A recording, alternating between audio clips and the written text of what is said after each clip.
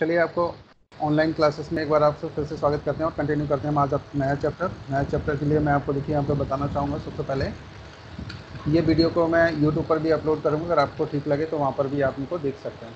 आज हम यहाँ पर डिस्कस करने वाले हैं चैप्टर 28 को, जिसका आपको शॉर्ट व्यू देखने के लिए मिल जाएगा। सेक्शन 366 से लेकर के 371 तक ये डिफाइन किए गए हैं। वहीं पर मैं आपको बताना चाहूँगा कि अगर आप स्टडी करना चाहें तो सबसे पहले डायरेक्ट और टेक्स्ट बुक को मिला करके पढ़िए तो ज़्यादा बेटर स्टडी हो पाएगी। अब चलिए यहाँ पर मैं आपको बताना चाहूँगा चैप्टर जो आप नेक्स्ट पढ़ रहे हैं 28 में देखेंगे मृत्यु दंडादेशों की पुष्टि के लिए प्रस्तुत किया जाना और submission of death sentence for confirmation. Section 366 से लेकर के 371 तक ये डिफाइन किए गए हैं। सेक्शन 366 में सबसे पहले देखिए सेक्शन 366 का इसका हम एक शॉर्ट भी देखने वाले हैं। Sentence of death to be submitted by court of session for confirmation. Session न्यायालय द्वारा मृत्यु दंडादेश का पुष्टि के लिए प्रस्तुत किया जाना। नेक्स्ट हम लोग यहाँ पर बात कर रहे हैं सेक्शन 367 का power to direct further inquiry to be made और additional evidence to be taken. अतिरिक्त जांच किए जाने के लिए या अतिरिक्त साक्ष्य लिए जाने के लिए निर्देश देने की शक्ति। नेक्स्ट देखिए सेक्शन 368 में power of high court to confirm sentence और एनुअल कन्विक्शन। दंडादेश को पुष्ट करने या दोष सिद्धि को बातिल करने की उच्च न्यायालय की शक्ति। देखिए सेक्शन 369 में कंफर्मेशन और new sentence to be signed by 2 जजेस। नेक्स्ट देखिएगा सेक्शन 370 में procedure in case of difference of opinion, मतभेद की दशा में प्रक्रिया। नेक्स्ट यहाँ पर बात कीजिएगा सेक्शन 371 में procedure in cases submitted to high court for confirmation. उच्च न्यायालय की पुष्टि के लिए प्रस्तुत मामलों में प्रक्रिया। सेक्शन 371 ये आपने एक शॉर्ट भी देखा, हम आपको सीधे लेके चल रहे हैं डायरेक्ट की तरफ। चलिए हम लोग डायरेक्ट में 1 बाई 1 सभी को डिस्कस करते हैं। तो ये डायरेक्ट शायद सभी को शो हो रहा होगा, एक बार ज़रा कंफर्म कर दीजिए प्लीज़ अगर शो हो रहा हो तो। Yes sir. ओके गाइस, सभी को आवाज़ आ रही है ना, किसी को कोई प्रॉब्लम तो नहीं है? Yes sir. ओके गाइस, चलिए ज़रा ध्यान दीजिएगा।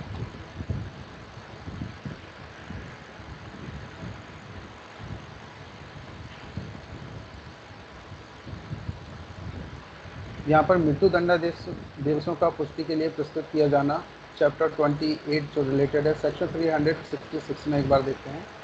सेशन न्यायालय द्वारा मृत्यु दंडादेश का पुष्टि के लिए प्रस्तुत किया जाना। अब अगर कोई भी पनिशमेंट ऐसा दिया जाता है जो मृत्यु दंडादेश है तो उसे हाई कोर्ट से कंफर्मेशन लेते हैं। तो अब जरा यहाँ पे ध्यान दीजिएगा, सब क्लोज फर्स्ट आप यहाँ पर पढ़ने जा रहे हैं। जब सेशन न्यायालय मृत्यु दंडादेश देता है तब कार्रवाई उच्च न्यायालय को प्रस्तुत की जाएगी और दंडादेश तब तक निष्पादित ना किया जाएगा जब तक उच्च न्यायालय द्वारा पुष्ट ना कर दिया जाए। मतलब कंफर्मेशन जो है वो हाई कोर्ट के द्वारा कंफर्म हो जानी चाहिए। तब तक जो मृत्यु दंड का दंडादेश है उसको पोस्टपोन करके रखा जाएगा, होल्ड करके रखा जाएगा। सब क्लोज यहाँ पर 2 पर ज़रा ध्यान दीजिएगा। आप सेक्शन 366 का सब क्लोज आप 2 यहाँ पर पढ़ने जा रहे हैं तो 2 में ज़रा ध्यान देंगे। दंडादेश पारित करने वाला न्यायालय वारंट के अधीन दोष सिद्धि व्यक्ति को जेल की अभिरक्षा के लिए सुपुर्द करेगा। तो यहाँ पर ज़रा ध्यान दीजिएगा। फर्स्ट सेक्शन जो आपने पढ़ा 366 का सब क्लोज फर्स्ट, इसमें अगर किसी सेशन न्यायालय के द्वारा मृत्यु दंडादेश दिया गया है तो हाई कोर्ट से कंफर्मेशन लेंगे। जब तक कंफर्मेशन नहीं आ जाती तब तक के लिए उस पनिशमेंट को होल्ड करके रखा जाएगा। सब क्लोज 2 में आपने पढ़ा कि दंडादेश पारित करने वाला जो न्यायालय है वो वारंट के अधीन दोष सिद्ध व्यक्ति को जेल की अभिरक्षा के लिए सुपुर्द कर देगा। जब तक हाई कोर्ट से कंफर्मेशन नहीं आती है तो वारंट के अधीन वो क्या करेंगे, उसको जेल में अभिरक्षा में सुपुर्द कर देंगे। ठीक, कहाँ लिखा है ये? सब क्लोज 2 में। अब जरा ध्यान दीजिएगा सेक्शन 367 की तरफ हम लोग ऊपर नज़र डालते हैं तो देखिए जरा क्या कहना है। अतिरिक्त जांच किए जाने के लिए, अतिरिक्त साक्ष्य लिए जाने के लिए निर्देश देने की शक्ति।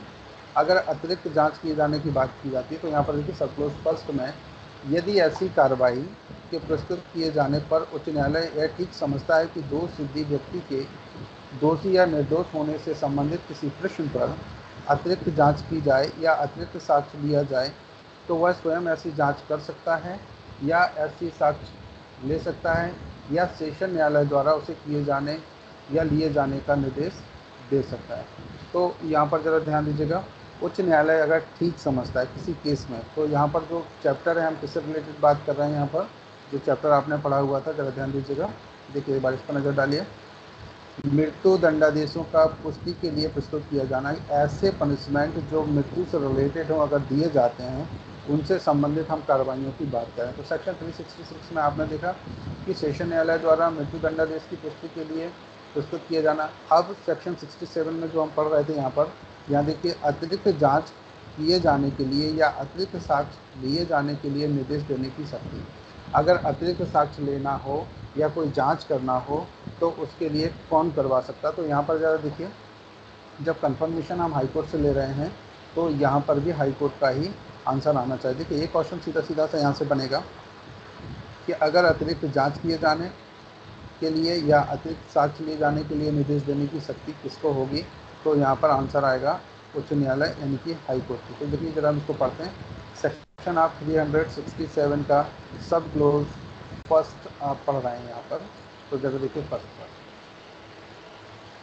देखिए यहाँ पर, यदि ऐसी कार्रवाई के प्रस्तुत किए जाने पर उच्च न्यायालय ठीक समझता है कि दोष सिद्धि व्यक्ति के दोषी या निर्दोष होने से संबंधित किसी प्रश्न पर अतिरिक्त जांच की जाए, अगर अतिरिक्त जांच की आवश्यकता लगती है या अतिरिक्त साक्ष्य लिया जाए तो वह स्वयं ऐसी जांच कर सकता है। कौन स्वयं जांच कर सकता है? High court. उच्च न्यायालय की बात करें, अगर उच्च न्यायालय को ऐसा लगता है तो बिल्कुल वो स्वयं भी जांच कर सकता है या ऐसा साक्ष्य ले सकता है या सेशन न्यायालय द्वारा उसके किए जाने के लिए जाने का निर्देश दे सकता है। तो सेशन न्यायालय को भी ऐसा किया जा सकता है कि वो ऐसी जांच करे, ऐसे अतिरिक्त साक्ष्य ले या फिर वो चाहे तो स्वयं भी कर सकता है। तो ये आप कहाँ पढ़ रहे थे? सेक्शन 367 का सब क्लोज फर्स्ट। अब जरा यहाँ पे थोड़ा सा ध्यान देंगे। आवाज़ क्लियर है? किसी को ज़्यादा डिस्टर्बेंस तो नहीं हो रहा? एक बार प्लीज़ कंफर्म कर दीजिए सभी लोग। क्लियर है सर। क्लियर है? क्लियर है। सब क्लोज जरा ऊपर जरा ध्यान दीजिएगा, किसी को कोई प्रॉब्लम आए तो बता दीजिएगा। जब तक उच्च न्यायालय अन्यथा निर्देश ना दे, दोष सिद्ध व्यक्ति को जांच किए जाने या साक्ष्य लिए जाने के समय उपस्थित होने से अभिमुक्ति दी जा सकती है। तीसरा नंबर पॉइंट पर जरा ध्यान दीजिएगा। जब जांच या साक्ष्य हो उच्च न्यायालय द्वारा नहीं की गई है या नहीं लिया गया है, तब ऐसी जांच या साक्ष्य का परिणाम प्रमाणित करके उस न्यायालय को भेजा जाएगा। देखिए यहाँ पे दो पॉइंट आप पढ़ रहे हैं, सब क्लोज 2 और 3, सेक्शन 67 का सब क्लोज 2। ऊपर एक बार दोबारा से ध्यान दीजिएगा। देखिए क्या कह रहे हैं इनको, जब तक उच्च न्यायालय अन्यथा निर्देश ना दे, मतलब अलग से कोई लेटर जारी करके कोई पावर को कंफर्मेशन करने के लिए कोई आदेश दे, निर्देश दे, फिर तब तक दोष सिद्ध जो व्यक्ति को जांच किए जाने या साक्ष्य लिए जाने के लिए साक्ष्य लिए जाने के समय उपस्थित होने से अभिमुक्ति दी जा सकती है। अगर ज़रूरी है तो किसको, जो अभियुक्त है उस व्यक्ति को क्या करेंगे, अभिमुक्ति अगर पहले दे दी गई है तो उसको दी जा सकती है कि वो स्वयं उपस्थित ना हो, फिर भी उसके बिना भी जांच की जा सकती है अगर आवश्यक हो तभी। जब तक हाईकोर्ट अगर यहाँ निर्देश ना दे तब तक उसे सेल्फ प्रेजेंस के लिए आवश्यक नहीं है। पहली बात तो ये हो गई। दूसरी, क्योंकि जब जितने भी सेक्शन में हमने ऊपर अभी जो सेक्शन में पढ़े हैं कि कोई भी एविडेंस लेना, कोई भी जांच करना, जब कोर्ट में कोई भी चीज़ें होती हैं तो उसके लिए ये आवश्यक होता है कि अभियुक्त वहाँ पर उपस्थित हो। लेकिन जब यहाँ मृत्यु दंडादेश की बात हो गई तो उससे संबंधित कोई जांच करनी हो या फिर कोई और अन्य कार्रवाई करनी हो तो यहाँ उसे अभिमुक्ति दी जा सकती है कि वो कोर्ट में उपस्थित ना हो तो कोई बात नहीं, क्योंकि वो पहले से ही कहाँ पर है, जेल में ऑलरेडी अभिरक्षा में, तो उसे बार बार बुलाया जाना आवश्यक ना होगा। आगे जरा ध्यान दीजिएगा सब क्लोज 3 पर। जब जांच या साक्ष्य यदि कोई हो तो उच्च न्यायालय द्वारा नहीं की गई है या नहीं लिया गया है, तब ऐसी जांच या साक्ष्य का परिणाम प्रमाणित करके उस न्यायालय को भेजा जाएगा। क्या कह रहे हैं यहाँ पर, जब जांच या साक्ष्य उच्च न्यायालय द्वारा नहीं की गई है या नहीं लिया गया है, तब ऐसी जांच या साक्ष्य किसी अन्य न्यायालय द्वारा अगर लिया जाता है जिसको निर्देश दिया गया था, तो वो उसको प्रमाणित करके, उसका जो परिणाम है उसको प्रमाणित करके उसको उच्च न्यायालय को सबमिट कर देंगे कि ये इसकी जांच और इसके लिए जाना। देखिए अब इसको ज़रा रिलेट करिएगा। सेक्शन 366 में आपने पढ़ा कंफर्मेशन के लिए, तो कंफर्मेशन के लिए कब तक वेट करते हैं, जब तक कि हाई कोर्ट की कंफर्मेशन ना आ जाए, तब तक के लिए उसे कहाँ भेज देंगे, जेल में अभिरक्षा में उसको सुपुर्द कर देते हैं। ठीक, जैसे ही कंफर्मेशन आएगा तो उसको पनिशमेंट के लिए आ जाएगा। अब कंफर्मेशन के लिए भेजा, अब हाई कोर्ट ने क्या किया, सेक्शन 367 के अकॉर्डिंग कंफर्मेशन तो अभी नहीं भेजी है, उन्होंने कहा कि दोबारा जांच करने की आवश्यकता है। तो उसने या तो वो स्वयं जांच कर लेगा, नहीं करेंगे तो फिर क्या होगा, वो जो सेशन न्यायालय है उसे आदेश दे सकते हैं। ये आपने कहाँ पढ़ा था, सेक्शन 67 का सब क्लोज फर्स्ट में। अब यहाँ जरा ध्यान दीजिए, 67 का जो सब क्लोज 2 था, तो यहाँ पर क्या किया कि यहाँ पर 2 के अकॉर्डिंग जो अभियुक्त है उसे सेल्फ प्रेजेंस होने की आवश्यकता नहीं है। तीसरे पॉइंट में आपने क्या पढ़ा कि जब यहाँ पर जांच किसी अन्य न्यायालय के द्वारा की जाए, हाई कोर्ट जहाँ पर ना करे, किसी को अगर उसने निर्देश दिया हुआ है उसके अनुसार किसी अन्य न्यायालय के द्वारा अगर कोई की गई है, तो उसके लिए क्या कर सकते हैं, तो यहाँ पर जो भी रिपोर्ट बनेगी उसका जो परिणाम आया, उसका जो रिजल्ट आया, उसको प्रमाणित करके उच्च न्यायालय को भेज दिया जाएगा। ठीक है, तो ये कंडीशन यहाँ पर आपने तीनों कंप्लीट हो गई। अब आगे चलिए जरा नेक्स्ट हम बात करते हैं सेक्शन 368 की, दंडादेश को पुष्ट करने या दोष सिद्ध को बातिल करने की उच्च न्यायालय की शक्ति। अगर हम यहाँ पर एक बात करते हैं कि दंडादेश जो है उसको कंफर्म कर दिया और दोष सिद्धि को बातिल कर दिया, इस कंडीशन में क्या होगा, देखो उच्च न्यायालय धारा 366 के अधीन प्रस्तुत किसी मामले में क्या कर रहे हैं, काम में जरा देखिएगा कौन सा सेक्शन आप लोग पढ़ रहे हो, जरा सेक्शन पर ध्यान दीजिएगा, सेक्शन 368 का यानी कि आप इसको 368 का ए भी पढ़ सकते हैं। ठीक है, जो लोग इंग्लिश मीडियम के वो थोड़ा सा ध्यान दीजिएगा। दंडादेश की पुष्टि कर सकता है या विधि द्वारा समर्थित कोई अन्य दंडादेश दे सकता है। अब क्या कहा कि अगर आपने कंफर्मेशन के लिए भेजा, जो सेशन न्यायालय है, सेशन न्यायालय ने मृत्यु के दंडादेश को पुष्टि के लिए हाई कोर्ट से कोई राय मांगी है और वहाँ भेजा गया है सेक्शन 366 के अकॉर्डिंग, तो या तो वो उसको क्या कर दे, पुष्ट कर दे, कंफर्म कर दे कि ठीक है भाई आप इसे पनिशमेंट डेथ का दे सकते हैं, या विधि द्वारा समर्थित कोई अन्य दंडादेश भी दे सकता है। अगर हाई कोर्ट को लगता है कि मृत्युदंड तो ज़्यादा है, तो चाहे तो इसे वो आजीवन कारावास में भी कन्वर्ट कर सकता है। अगला जरा ध्यान दीजिएगा, नेक्स्ट हाँ नंबर पॉइंट पर आप पढ़ रहे हैं सेक्शन 368 का या फिर बी, दोष सिद्धि को बातिल कर सकता है और अभियुक्त को किसी ऐसे अपराध के लिए दोष सिद्ध कर सकता है जिसके लिए सेशन न्यायालय उसे दोष सिद्ध कर सकता था, या उसी या संशोधित आरोप पर नए विचारण का आदेश दे सकता है। अगर देखिए दोष सिद्धि को वो बातिल कर सकता है, यहाँ पर बोले कि दोष सिद्धि तो ठीक है, अगर हाई कोर्ट ने कहा कि इसको चेंज करना पड़ेगा क्योंकि यहाँ पर ये पनिशमेंट डेथ तक नहीं जाना चाहिए, डेथ वाला पनिशमेंट गलत है, अगर हाई कोर्ट को ऐसा लगता है तो क्या करेगा, अभियुक्त को किसी ऐसे अपराध के लिए दोष सिद्ध कर सकता है जिसके लिए सेशन न्यायालय उसे दोष सिद्ध कर सकता था।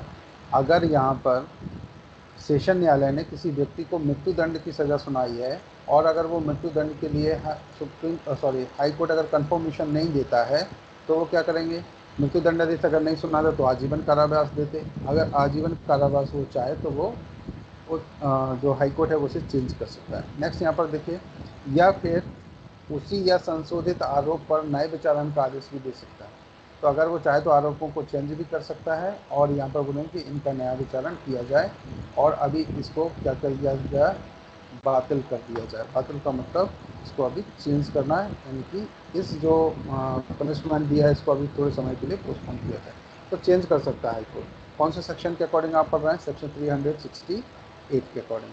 और 8 में भी अगर आप देखिए, सिविल जज ADPO का एग्ज़ाम देने जाते हैं तो ADPO में तो सीधा सा डायरेक्ट सेक्शन पूछ लेगा, कहाँ से, यहाँ से, दंडादेश को पुष्ट करने या दोष सिद्धि को बातिल करने की उच्च न्यायालय की शक्ति सेक्शन बताइए, तो सेक्शन सीधा सा यहाँ आपका हो गया।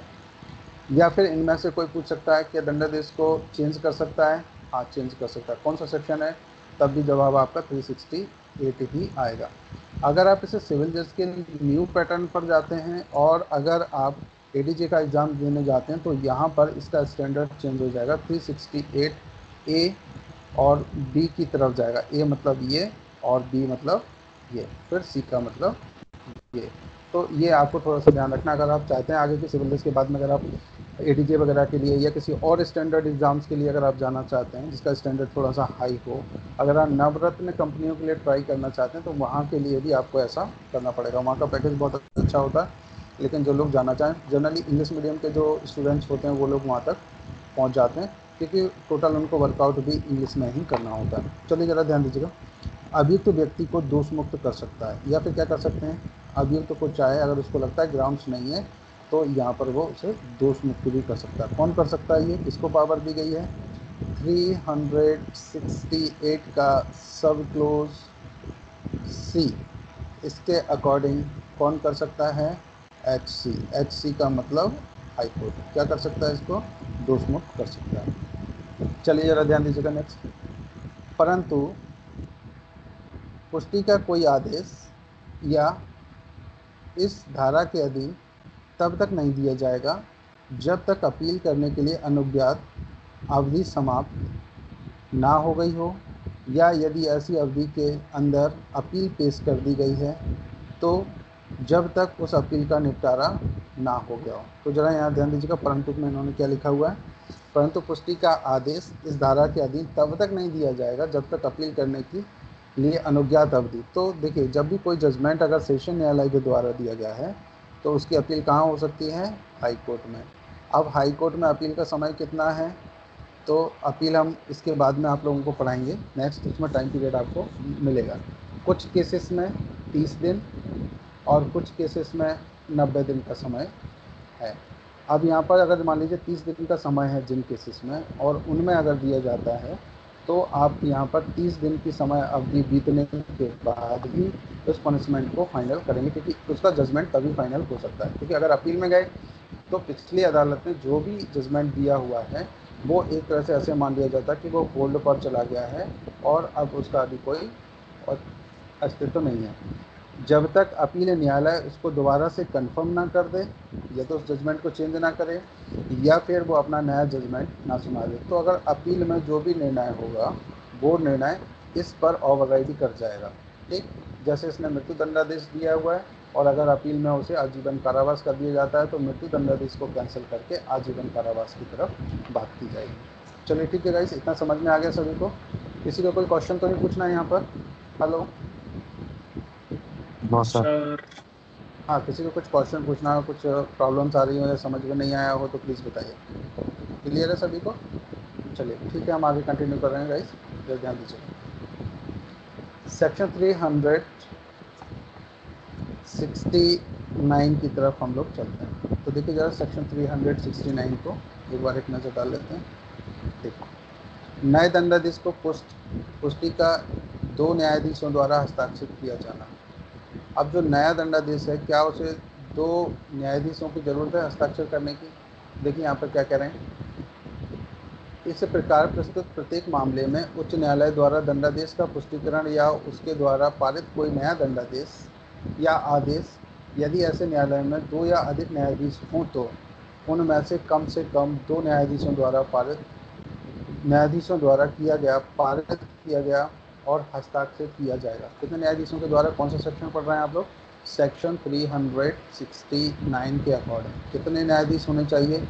अगर 2 या 2 से अधिक न्यायाधीश हैं उस हाई कोर्ट में तो बिल्कुल 2 न्यायाधीशों के द्वारा उसको पुष्टि यानी कि कंफर्मेशन होनी चाहिए। अब अगला जरा ध्यान दीजिएगा सेक्शन 370 की तरफ, मतभेद की दशा में प्रक्रिया। यहाँ पर जो मतभेद हो तो उसमें क्या होगा? अब देखिए, जहाँ कोई ऐसा मामला न्यायाधीशों के न्यायपीठ के समक्ष सुना जाता है और ऐसे न्यायाधीश राय के बारे में समान रूप से विभाजित हैं, वहाँ मामला धारा 392 द्वारा उपबंध रीति से निश्चित किया जाएगा। तो इसमें क्या दिया हुआ 392 में, बहुमत वाला सिस्टम। बहुमत समझते हैं? कभी आपने देखा होगा जैसे 5 न्यायाधीश हों और तो उसमें से कितने 3 और 2 का रेशियो आ रहा है तो 3 वाला जजमेंट मान हो जाता है जनरली। चलिए अगला जरा ध्यान दीजिएगा, सेक्शन 371 की तरफ हम लोग चल रहे हैं। उच्च न्यायालय की पुष्टि के लिए प्रस्तुत मामले में प्रक्रिया, प्रोसेस क्या होगी? तो देखिए ज़रा ध्यान दीजिए, मृत्यु दंडादेश की पुष्टि के लिए उच्च न्यायालय को सेशन न्यायालय द्वारा प्रस्तुत मामले में उच्च न्यायालय द्वारा पुष्टि के आदेश या अन्य आदेश के दिए जाने के पश्चात उच्च न्यायालय का समुचित अधिकारी विलंब के बिना आदेश की प्रतिलिपि उच्च न्यायालय की मुद्रा लगाकर और अपने बदी हस्ताक्षरों से अनुप्रमाणित करके सेशन न्यायालय को भेजेगा। इसका मतलब समझ में आया? देखिए जरा यहाँ पे क्या करें, एक एक पॉइंट्स पर ध्यान दीजिए। मृत्यु दंडादेश की पुष्टि के लिए उच्च न्यायालय को सेशन न्यायालय द्वारा प्रस्तुत मामले में सेशन न्यायालय के द्वारा, यानी कि अगर हम डिस्ट्रिक्ट कोर्ट की बात करें तो कहाँ भेजा गया? हाई कोर्ट को। अब हाई कोर्ट में क्या प्रोसेस होगी, यहाँ पर जरा ध्यान दीजिएगा। उच्च न्यायालय द्वारा पुष्टि के आदेश, अगर यहाँ कंफर्मेशन का आदेश दिया गया है या अन्य आदेश दिए जाने के पश्चात, तो जो हाई कोर्ट का समुचित अधिकारी है वो विलंब के बिना, कोई भी विलंब नहीं करेगा, वो यहाँ क्या करेगा? आदेश की प्रतिलिपि उच्च न्यायालय की मुद्रा लगाकर अपने पदी हस्ताक्षरों से उसे अनुप्रमाणित करके सेशन न्यायालय को भेज देगा। ठीक, और इसके बाद फिर वो कंफर्मेशन कंटिन्यू हो जाएगा। कंफर्मेशन देते हैं या आदेश को चेंज करना है, जैसा भी डायरेक्शन दिया हुआ है, जो कि आपने सेक्शन 300 जो 66 से लेकर के 367 तक आपने जो पढ़े हुए उनके अकॉर्डिंग ये प्रोसेस चलेगी जो कि आपने पढ़ लिया। अब इससे रिलेटेड मुझे ये बताइए, किसी को इनमें प्रॉब्लम हो, कुछ समझ में नहीं आई हो वो बताइए, फिर हम अगला चैप्टर स्टार्ट करते हैं। नहीं, किसी को कोई क्वेश्चन पूछना है इसमें? No sir. कंसेप्ट सभी को क्लियर? चलिए, तो हम यहाँ पर अभी फिर इसको कंटिन्यू करते हैं। आप लोगों के लिए 2 मिनट का हम लोग ब्रेक दे रहे हैं। 2 मिनट के बाद में फिर से हम लोग कंटिन्यू करते हैं। वो एक मैडम नई ऐड हुई थी जो कि बाय मिस्टेक अपने यहाँ से रिमूव है, तो वो दोबारा से इसमें कनेक्ट नहीं हो पाएंगे अभी। तो उनको कनेक्ट करने के लिए मैं दोबारा से आपको लिंक भेजता हूँ, उसको सब लोग कनेक्ट हो जाएगा। हम लोग फिर से कंटिन्यू करते हैं नेक्स्ट चैप्टर के लिए। सो गाइस, मिलते हैं बस 2 मिनट में वापस। तब तक के लिए ओके।